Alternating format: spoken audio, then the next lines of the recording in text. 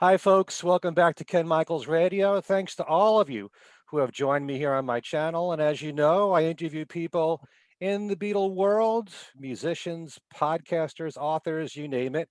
And I am really thrilled to introduce my guest this time.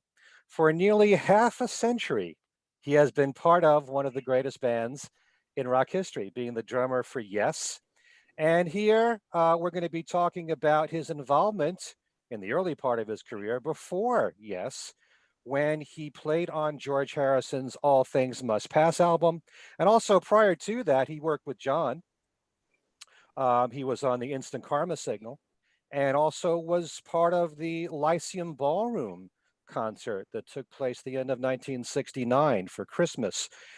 And then later, after All Things Must Pass, he played on the Imagine album. We welcome very proudly here to this channel, Alan White. Hi, Alan. How are you doing? I'm doing great. I'm so grateful that you're here giving us this interview for my channel. I want to talk, first of all, about your involvement with All Things Must Pass. My guess is because of your work with John and George being with you for those events that I just mentioned, Instant Karma Yeah. and the Well, Lyceum Ballroom. That's what led to it all, your being on the album? yeah. Well, let me just correct you there a little bit. The Imagine album was before All Things Must Pass. No, I know. I said that. So yeah, I thought it's you said recorded. that. Anyhow, but the reason for me doing All Things Must Pass is because George came to quite a few of the sessions um, of Imagine, and we'd eat dinner together in the evening, and with the whole band and everybody around a big wooden table. And I got to know him, and when it came to do and All Things Must Pass, he had me join him in the studio, which was very nice of him. And I must say what a really great person he was. John and George were both incredibly forthcoming and just like took me under their wing, basically. Mm. Now, I from what I was kind of like the young drummer in the that just turned up there, and they had me playing a lot of things. sure, when you started recording with George for All Things Must Pass, from what you observed, was he at all hesitant or nervous? I mean, this was his first real pop rock album, or did he have confidence? Did he I display that? didn't, I didn't sense any nervousness. I think everybody involved was just another thing that they were getting on with in their lives. You know, my drums were set up the whole time we were in the EMI studios, and we were in there for about 3 weeks. Hmm. Everybody turned up in late morning, and then we gradually get into listening to the song of the day and get into recording. I didn't sense any nervousness. Maybe maybe George did because there was a lot of pressure on him because it was a solo album after the Beatles broke up. Hmm. And then there was Phil Spector, of course, who was in the control room most of the time. Hardly ever saw him. Right. But George seems to be conducting things out in the studio and making sure everybody played the right thing. And as a result, I think everyone made a great album. But it was a very pleasurable experience, and I really enjoyed every moment of it. Do you think that, well, did Phil Spector at all communicate with the musicians there, maybe over the intercom or anything, what he wanted from Yeah, them? yeah. Occasionally, but not much at all. He just let George get on with what he wanted to do, but he did have conferences with George, and he'd let him know what was good and bad and whatever. And George would come out and reconstruct things. But surprisingly enough, with so many players playing at once on the backing tracks, uh, a lot of things, there wasn't a lot that went wrong. It was usually pretty close to, in the first 5 takes of a song, we get it. Really? That's great. Um, I wanted to ask you, because you had so many great musicians all there at the same time. Now, for drums, there was you, there was Jim Gordon, there was Ringo. From song to song, how do you decide when you've got three great drummers there, which one drums, which one plays percussion? Was that all worked out in George's head, or was it very spontaneous? Well, when you go to the credits on the record, nobody really, I guess the people who did all of that stuff must have been George and stuff, but he couldn't remember who played on what. I know what I played on, and I know what I didn't play on, but it was very, very confusing on the album cover. Right. In the studio, I mean, I know I definitely played on My Sweet Lord and the title track, All Things Must Pass, Darkness. I just have a vivid memory of what songs I did do. Isn't it a pity? Right. John Lennon, the Bob Dylan song that he covered. If not for you. If not for you, yeah. Uh-huh. So you were on quite a bit of the album there. And Yeah, I would quite a bit of it. I'd roughly say, I mean, off the top of my head, 2/3 of it. So there's a lot of stuff on there.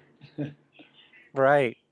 I was going to say almost the same thing for, say, the keyboard players. And you had Billy Preston there, you had Gary Wright there, you had Gary Brooker. I mean, it's another thing. How do you decide who plays on each song? And Bobby Whitlock. And yeah, sure. I shouldn't forget him. He was on quite a lot of it. Yeah. And he played Hammond organ most of the time. Because he was part of the Delaney and Bonnie band. Sure. Who was a fixture that came in every day. But Jim Gordon didn't come with him every day. He'd sometimes come in a bit later. And then, so I don't think Jim Gordon played on many tracks at all. And I remember doing My Sweet Lord, and I know I said to George, I said, well, he said, I want you to play drums and Ringo can play tambourine. I said, I don't feel comfortable doing that. It's Ringo and he's part of the Beatles, and it wasn't a difficult part. But he said, no, I want you to play the drums. And so I spent all of the takes with Ringo on the other side of a glass booth, and he was playing tambourine and I played drums. So overall, it was a great experience,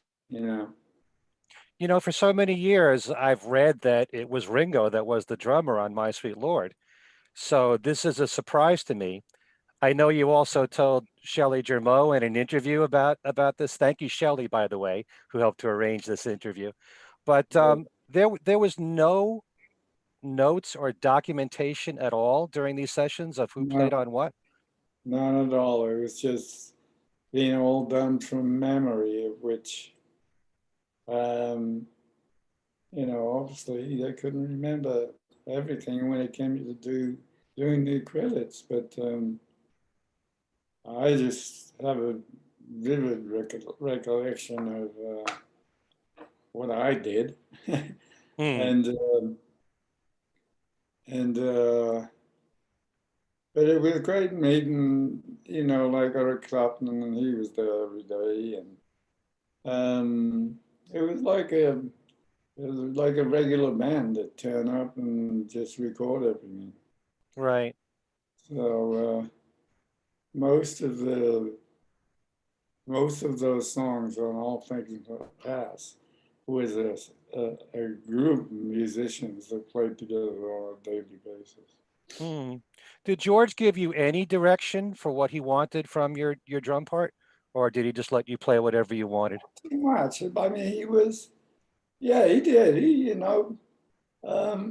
was like John with me. He said it was kind of like John always used to say to me, Alan, I don't know what you're doing, but what you're doing is great. Keep on doing it. And there was never much question about my role, what I was doing for each song. So no, not that much direction at all. He was just happy with most things that were going down. Yes, Hmm. Since you mentioned John, he was there at the sessions, John Lennon? not at George's sessions. Okay, I thought that I had heard also that because there have been No, rumors that he was no. there during All Things Must George was Pass. at the sessions for Imagine. Oh, sure, Yeah, obviously. the other way around. Now, Bobby Whitlock has his own YouTube channel, and I seen just a few of his videos, but he has talked a bit about All Things Must Pass and that he helped out with a lot of the arrangements of the songs. Did you witness that? That he had a lot Yeah, to do with the arrangements? he was well involved. Yes. Um, to what degree, I don't know, but I know he was um, consulted about things. Yeah, and it was like a regular band that turned Right. up all of the time, and everybody chip in with ideas and what have you, um, of which he was part of. Hmm. When you started with each song, I thought I had read that you had heard demos, the demos for the songs, Yeah, right? we saw them with demos, and a couple of them George actually played them. Yeah, on guitar. So once it started with the full band arrangement, I'm sure that George knew what he wanted, right? And he just Yeah, told the music. they were almost in I wouldn't say finished form, but there was a lot of similarity between the demo and what we ended up with. Just with obviously it was done more professionally. Hmm. Because, for many years, there's been a bootleg out called Beware of Apco of George's demos. And as Uh, it turns out, it's only really half of them because yeah, this new box set that's coming out has 2 discs of that from yeah, each one from a separate day, 2 days in a row. yeah. So I'm figuring that you heard those acoustic demos. That's what George played for you first. Um, yeah, I mean, he put them on the controller and play them out in the studio, and we had no idea what we were dealing with, and then try parts out, and then come up with an arrangement. Hmm. So much So, great music on all the 2 albums there. Were there any songs that you would say were the most challenging or the most difficult to play, or took longer than others? yeah, My Sweet Lord was pretty easy to play. The only thing that was difficult about that was um, we did a live when it was recording, we did a live fade in. So I had to start really quiet and then build up. And that was the most difficult part about My Sweet Lord. Um, I'm trying to think of what, if not pretty, if not for you, it's pretty simple to play. Hmm. If it was just brushes and I think most of the songs were relative, from a drum point of view, relatively easy to get a grip on, Hmm. and nothing complex. Of course, I'm speaking like that because I play in Yes, where everything's complex, Sure. you know. And people call me up all the time, said, "How do you count this?" And I said, "I don't count it. I wrote it, and it's in my head." So Uh-huh. yeah, so Now, Phil Spector. anyhow, Go ahead. to answer your question, none of them were a big task to play, and it was just a general good feeling in the room of a group all playing together. Hmm. Were there certain songs where you were debating whether or not to actually rehearse them? Because there's so many other songs that George wrote around that time. And was it all decided exactly what songs would be played? Because one of my favorite songs that has surfaced over the years, well, actually, when the All Things Must Pass, um, the version that came out in 2001 came out, there was a bonus track, I Live for You, which I thought was an amazing song that didn't make the original album. Was there any Yes, it did. discussion about other songs that No, George was considering? Fox knew pretty much what he wanted on the album. Yeah. I don't think there was much deviating from that. He had a good idea of what George was very, you know, convinced in what he wanted to do. Let's put that. But he was never authoritative. He would just let things go on, and but obviously pick up on things that didn't work properly. Hmm. But he was like John. He knew exactly what he wanted to say and do.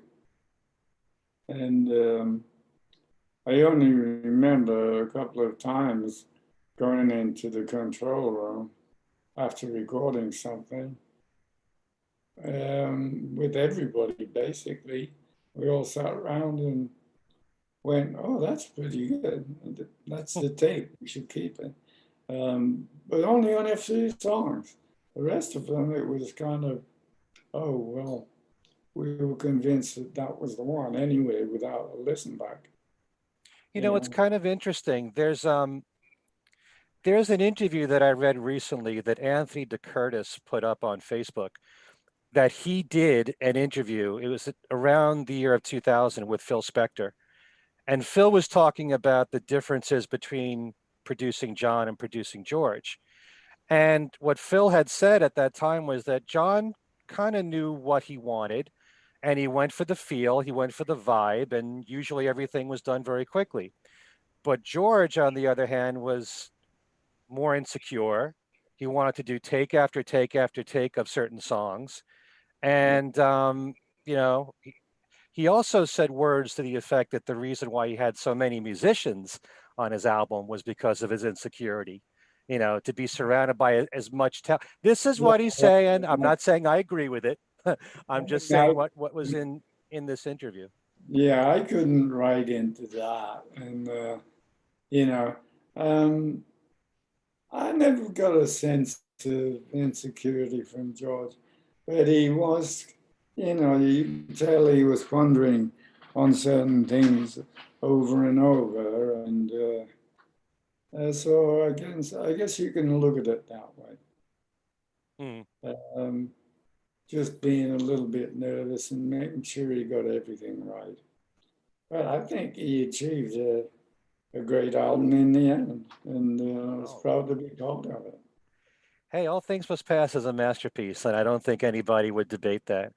And in a No, lot of surveys, there are so many fans that rate it as the best of all the solo Beatle albums. And we all have our really, favorites, but I will never, ever, if anyone that says that, I'm not going to argue. It's such an incredible album, and you've got two albums worth of tremendous material there.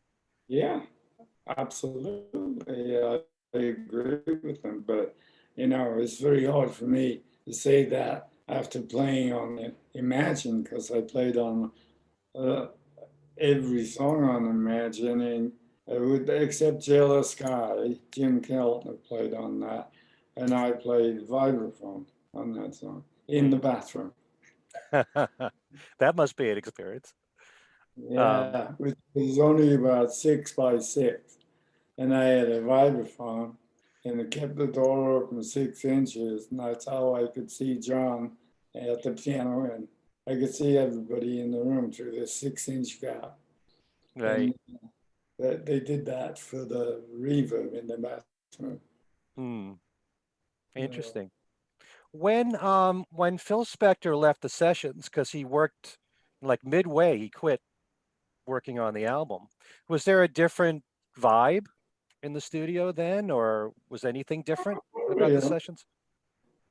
Phil was very quiet. He was almost not there. He just sit back in his chair and observe what was going on and listen to what was going on. And then they'd have a conference with George and himself, and we'd fix whatever was wrong when George came in the studio. And then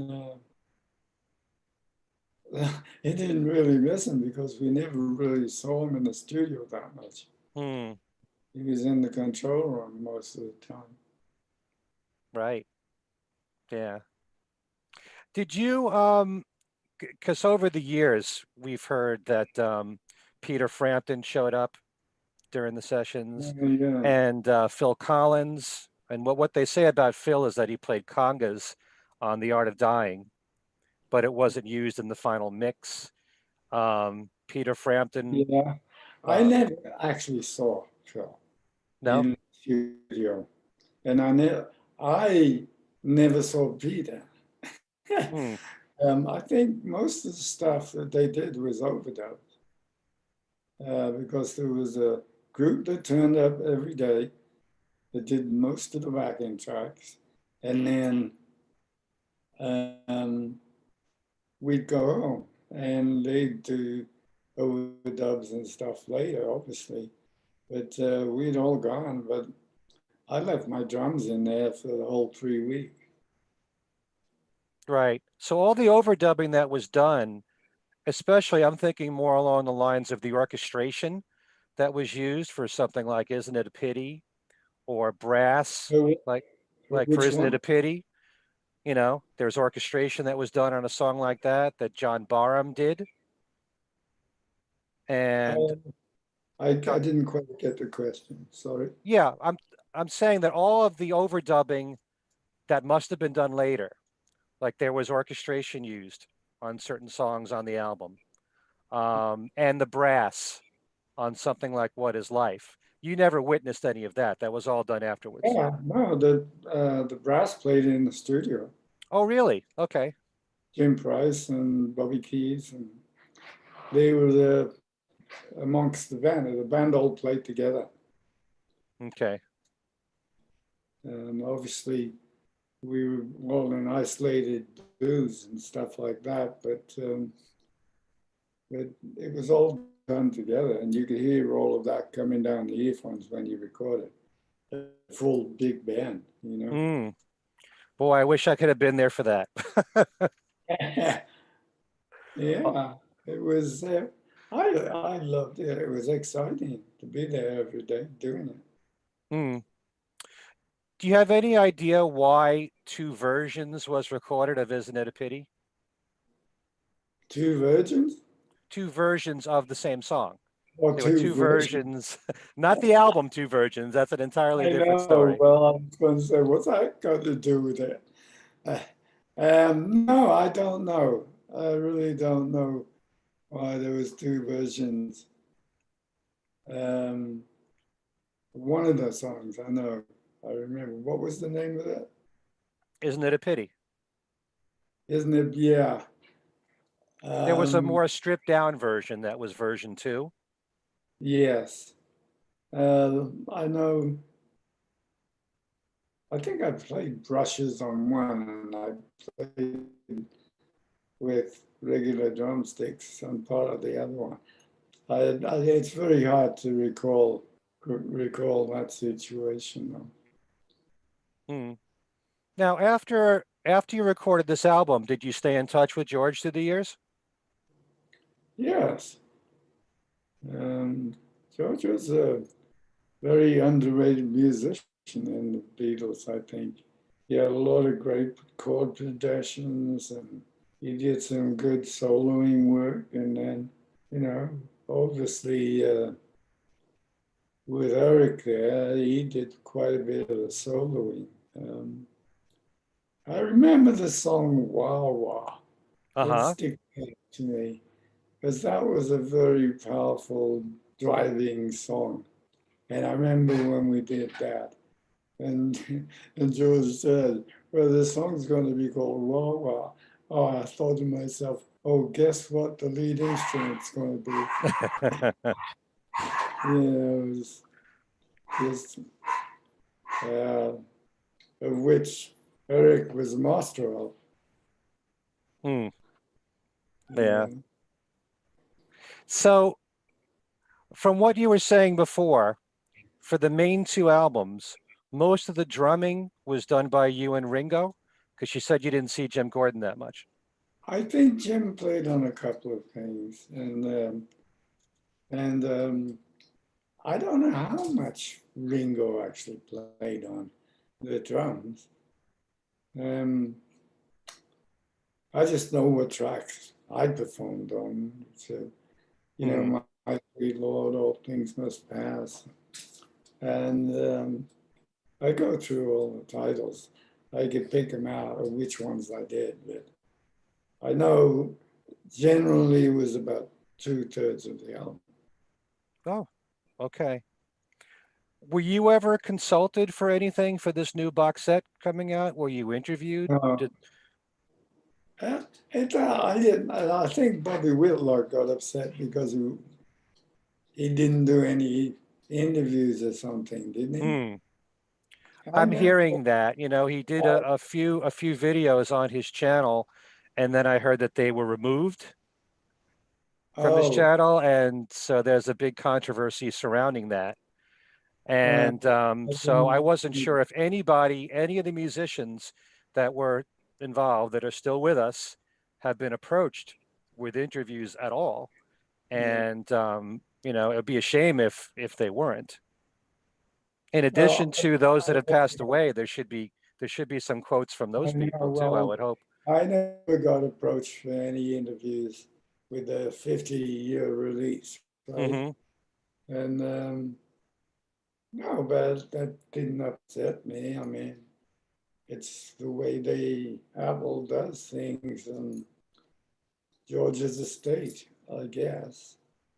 But I wouldn't get upset at that because I just have great memories of the whole time I spent down doing it. So Hmm. they can promote it any way they want, you know. And it's just, like I said, proud to be part of it. Right. Okay. Any memories you want to share about working with John? First of all, there's Instant Karma. Did Oh, you well, did you by any chance you have the box set that came out recently of the yeah, Plastic Ono Band? no, I've got it, yeah. Yeah, so you've heard the Evolution mixes of Instant Beautifully, Karma? it's beautifully done. Oh yeah. It's really well done. And I don't know what it retails for. Do you know what it retails for? Oh gosh, I think I paid because I got it's like it was around $150. Yeah, I think it's 5 or 6 CDs and the Blu-ray disc. That's what yeah. I got. So I That's think it what was it was reasonable as far as I'm concerned. oh, Actually, yeah. I think it was less than that actually. For what So, it is, because it's so well done and made. hmm, Uh, Pretty incredible. But the yeah, working with John in the studio, it was very much a similar feel. They became more like a group of guys getting together every day. Hmm. You turn up in the late morning, have breakfast if you wanted it. And we work all day listening to music like we did with George. You listen to backing tracks, so John would play it. And we get into recording it. And once it was done, we'd listen back. And then everybody would have dinner all around a big wooden table together and talk about it. You know, and then those people who weren't needed just went home, or if you could hang around if you wanted to. It was a very loose Right. atmosphere. But in the case of Instant Karma, that was all done in one day. So that must have been an experience finishing the whole song up in one day like that. It felt like quicker than a day. Um, I got a call in the morning from Mel Evans, Hmm. who's, as you know, was the Beatles. Roadie. And he said, Alan, are your drums in your car? And I said, yeah. And he said, jump in the car, bring your drums down. John wrote a song last night and he wants to record it this morning. And he wants to release it on Monday. And it was kind of like instant Sure. recording. So I do remember some things about it because we got the backing track. And I think that particular is the track where John turned to me and said, oh, no, I don't know. I think he's talking about the drum break in there. That's out of, it's it's not in the same momentum. It's a rock and roll drum break in amongst a shuffle, Hmm. which is something I was working on at that time. Yeah. And he said, I don't know what you're doing, but keep doing it. And so if you watch the video on from Top of the Pops Hmm. that we did of that, when it comes to drum break, John looks over to me and just laughs, going, I still can't work it out. It's kind of funny in that way. But yeah, I do remember also it was getting to late afternoon and we had most of the backing track done. In fact, all of it. And John said, I remember playing piano on it with John and me at one piano and Gary Wright and Klaus Wuman on the other one. We just go ding, ding, ding, ding all the way through the song. Anyhow, John said, we need more backing vocals on the choruses. Like we all shine on. Right. We were trying to do some overdubs and stuff to get it, but he said there's not enough. So he sent Mal Evans down to one of these clubs in London, and he invited all of the club back to the studio to sing "We All Shine On." I thought, they're all drunk, and I said, this is going to be a complete mess. And you know what? Surprised the hell out of me. They all sang in tune and in time. It was unbelievable. And there was me and John conducting them. And I'm going, I can't believe it sounds like it does. Uh-huh. They just did, I think, 2 or 3 takes and they all went back home. Something magical was in the air that day, I tell you. Do you have any memories of Phil Spector with that record? Not really.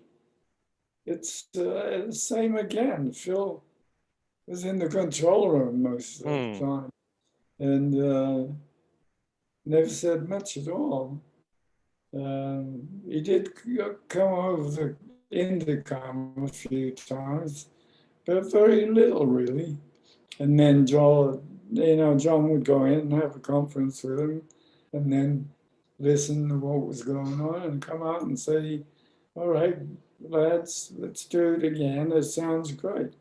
But I don't think we did many takes at all. No, No. So, but I tell you, the one thing that I find fascinating about that evolutionary mix that's on the box set is that all these years we've been hearing George Harrison played on the song, but you didn't really hear a guitar part from him. And there's an yeah, actual like lead guitar part that he's playing, which didn't work out that well, but you could hear it in the very beginning, so you could yeah, tell that he was there. And he was like, yeah, there was some banter between George and the other musicians that you could hear just a little bit.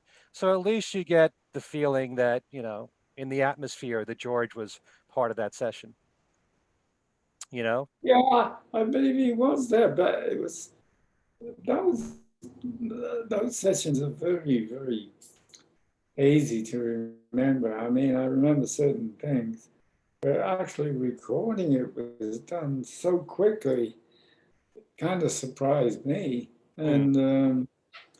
And now, to this day, whenever I play instant common with anybody who wants to play it as a jam thing, um, I've done quite a few rock and roll fantasy camps, Right. and and uh, Hudson, one of the Hudson brothers, Mark Hudson. Mark Hudson, he said, "Alan, do that drum break," and I'm going, "What?" He said, "No, I want to start the song with a drum break, finish it with a drum break, and do it in the middle." And I said, "Mark, you can't do that." It's, but he's a very funny guy. I really like him a lot. Hmm. A bit on the crazy side, but that's how we like him. Well, he's a musician. What do you say? I don't know many that are not, you know. Just a few words, if you will, about Yoko with John. In the recent documentary Above Us Only Sky, there are moments there when you can see at Tittenhurst Park that Yoko is making some suggestions to some of the songs for the Imagine Oh, album. Was it very much a collaboration in yeah, your mind Yoko. between the two of them? He consulted with Yoko pretty much all the way through the album, Hmm. and she was in his ear quite a lot, telling him. I think it was mostly to do with the lyrics and how he presented them, and then I guess he must have changed a few things and that she agreed with. But in general, I liked Yoko. She was never said a bad word to me, nothing. She was just a really nice person who was part of the group, really. Oh, absolutely. I always maintained she was the biggest influence on his life in so many ways that went I, beyond his music. So, I think so. Yeah. He used to consult her on a lot of things. hmm yeah. I do remember I do remember one thing. That's a very outlandish thing. One day we were recording, I forget which track it was, but it got to about 7 in the evening and we'd been playing the song and John said, "Okay, we got to stop." And I said, "Okay, we'll stop." And he said he really wanted to watch this sitcom on TV. Uh-huh. He said, I can't even remember what it was, but Eric Clapton was there, Klaus Woman, um, Yoko, and me, I believe. I believe that's all. Uh-huh. And we went up because the whole time we were making Imagine, John's house was being under construction. Right. There were Yeah. builders there every day. So we went up this spiral staircase, and there was one bedroom, nothing in it except a bed and a TV. Hmm. And we all laid on the bed, and John turned on the TV and we watched this sitcom. It was, I thought to myself, I'm lying in bed watching a sitcom with all these superstars around me. It was quite mind blowing. Yeah, so, I mean, you got to remember, I was only 20 when I did that. It Mm. was like, and all I kind of seemed to, as I thought, take it in my stride for a 20-year-old, but only years later, like 10 years later, I went, did I really do all that Mm. stuff? Yeah. It's pretty remarkable because John discovered you when you were playing in a bar, right? With a Yeah, band called well, Griffin. I never actually saw him. People just told me that John was in here, and I used to know some of the people from Apple, and I'd go in there occasionally into the headquarters, so they knew how to get hold of me.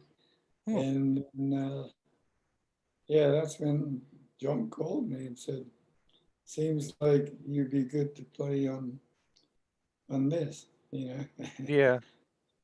But like Yeah. overnight, you were there for Live Peace in Toronto, Well, I like that. guess a lot of my life I've taken a bull by the horns and just jumped in the deep end, as it were, and seemed to survive somehow.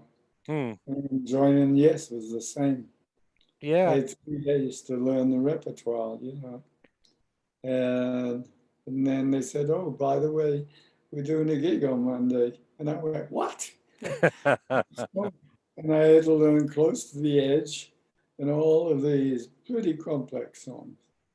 Um, the first gig was nerve-wracking as hell for me and the band, and then we seemed to get through that without much trouble. But the third and fourth gig were a little shaky, Uh-huh. but I obviously got better after that. Here I am, and next July it'll be 50 years in Yes. How do you explain how this band Years? has endured all this time, and what's kept it interesting for you? The music, I've always seemed to ended up playing pretty damn good music. I mean, the thing that keeps Yes together over all these years is very high standard of musicianship Hmm. and quality of music. And that appeals to me. I love the challenge. Right. Do you think by having a lot of lineup changes through the years, that's kept it interesting? Well, yeah, but I am actually, I think, the only person who's been in the band the whole time. It would have been me and Christopher, but Christopher passed Yeah. away. Hmm. Um, and I played with Chris, pretty much on a daily basis for 43 years. So we knew each other's playing and a lot about each other. So, but Billy Sherwood, who plays now, he's a really good. Chris was his mentor, and he plays very like Chris and sings like him too. Hmm. Well, you'd be proud of my family because I have a wife and a son and myself that are huge fans of Yes. They can Well, run rings over me with what they know about Yes. So I it's such a know. long history to study, but I yeah, do. it's I do interviews for people with Yes and everything, and I said, "How come you know more about me than I do?" Which is confuses me sometimes. yeah. Well, I'm sure that as Paul McCartney has expressed, it's got to be kind of awkward for him to talk to a fan who seems to think they know more about him than he does. Yeah. So, eh, Well, I found out that they do. well, then that's pretty scary. That is pretty scary. Anyhow, So, Yes has a brand new album coming out. You want to talk about that? yeah, we did this one different to any other album which made. We did it kind of virtually, and um, John and Steve put some of the foundation of the music down in England, and Billy Sherwood and myself put the rhythm section on in Los Angeles, and it worked out really, really good. And I personally really enjoy it. I put it on at first and I went, "Oh, it's kind of a weird album for a Yes album," but now I'm pretty much into it. Hmm. There's a couple of, pretty um, eye-opening tracks on there. There's the one that's a kind of a parody on the Beatles and when they broke up. Huh. Uh, What's that called?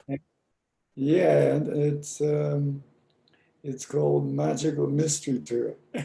Okay. Is the name of the song, and it's very good. It's very sing along, and I expect it will probably get quite a lot of airplay.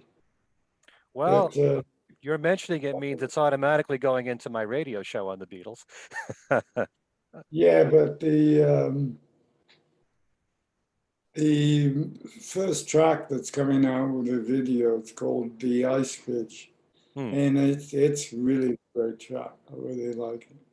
Very powerful, driving song, and I think people again will like it. Yeah, Hmm. And the album's coming out October 1st, is it? October 1st. Okay. And what's the name of the album? The Quest. The Quest. Okay. And the band also has plans of touring again, but not until the Next spring next year, right? And that's a European tour. Um, I believe we're going on the road in March till April. Hmm. Then we go to Europe for a while and then come back to America, I believe, at the end of the year. Okay. Or fall. Yeah. It's great that you just keep on going. And to me, that's the sign of a Keep great taking the musician. What's keep that? taking the vitamins. What's that? I didn't hear you. Keep taking the vitamins Oh, and okay. eat good. I'm always reminded of Ringo. Everybody asks him, why does he keep touring? He says, this is who I am. This is what I do. I'm a musician. I think the idea of going for a year without making a new album or touring, this is the love of his life. This was his dream. And Yeah, in your own way, you're living your own dream. So, yeah, but I think Barbara keeps Ringo going a lot. She's a great person. hmm, Uh, um, now, I like Ringo. Um, and, my recollection of Ringo, I've met him quite a few times now. yeah. Of course, he kills, he said, oh, yeah, that bloody drummer. That's what he calls me. He called me, you're that bloody drummer. It was like, you know, he's got a very good sense of humor. And, Hmm. oh, well and good to him. I found out an interesting stat on Ringo's had more hit records since the Beatles broke up with singles Uh-huh. than ever the Beatles. Oh, that's I not don't know if entirely it's true. true. That's not entirely. I know it's been said the first 5 years after the Beatle breakup, Ringo had 7 top 10 singles in the U.S. But Yeah, Paul always had more than Ringo you and know the continued to. But what's it that? all gets exaggerated. Um, so anyhow, I see Paul's coming out with something new as well. So He's always got something in the works. He had a new uh, album out in December, McCartney 3. And, he's been working on an animated film called High in the Clouds. That's in the works. He's been working on a musical for It's a Wonderful Life. And I think because of COVID, that slowed things down for there's supposed to be a theatrical showing that they were planning, but I'm sure that was postponed all this time because of that. So that's all things that are in the works. Yeah, He always keeps busy. he's a bit of a workaholic. Yeah. Yeah. And I'm all the more grateful because of that and for Absolutely. people like you. He's So very, Alan, this has been wonderful talking with you. And we look forward to this new Yes album very and the tour. absolutely. So Thank thanks you for very being here. much. All right. No And to all problem. of you for watching, thanks for tuning in. And if you haven't subscribed already, please do. And we'll see you next time.